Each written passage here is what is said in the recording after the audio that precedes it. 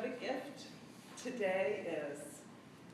My mom's birthday, and I thank you all for coming so that we can have this celebration.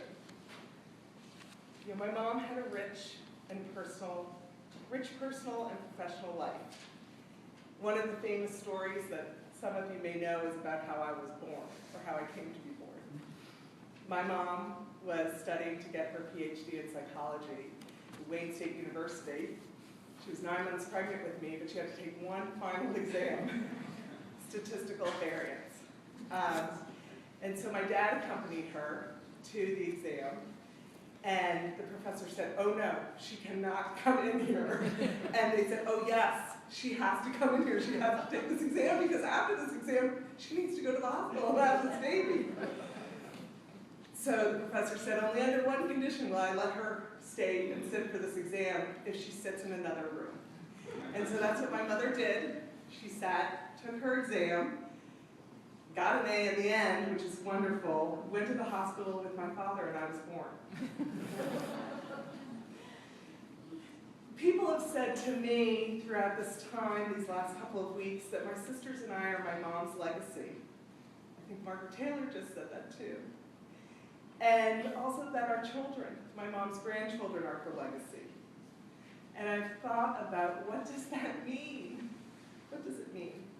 Well, I think what comes quickly to me is that my mother unsurprisingly raised 3 strong, smart, and sensitive women who can be both successful in their careers, in parenting, and as spouses.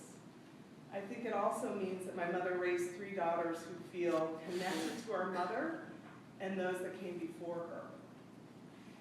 And having this time to reflect on my mom, who she was, and from hearing the stories today and over the past several weeks from all of you that my sister Cam mentioned, we have all just treasured.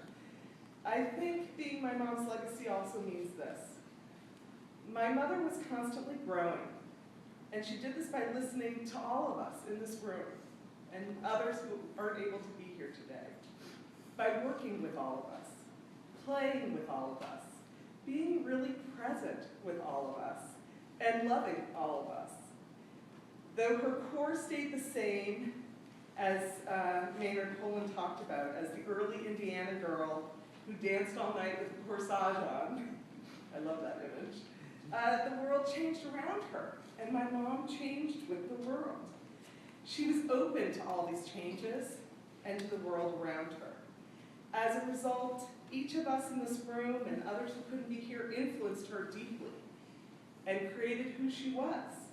And so too, for those of us who've lived with her, worked with her, enjoyed her, we too have been influenced by her. This is also my mom's legacy. We are fortunate for not only having been raised by our mom, as Kathy has talked so richly about, but for having had her continue to translate and impart her ever-evolving self to us, and showing us the joy and love that is shared when you're open to and engaged with the world. I'm so proud to be a part of this legacy as well. So to my children, Max and Maya, and my nieces and nephews who are here, Kate and Evan, Morgan and Taylor, Renza, and those who couldn't be here, Hope, Joshua, and Jessica, you too are Grandma's legacy. Joy. As you go through your life, you may wonder, what does that mean? She left you stories in her most recent book, and the one to be published soon, about her life as a remembrance, as an influence, but not as instructions. Rather, the meaning of being her legacy is for you to discover for yourself, and we're all right here to begin this journey with you.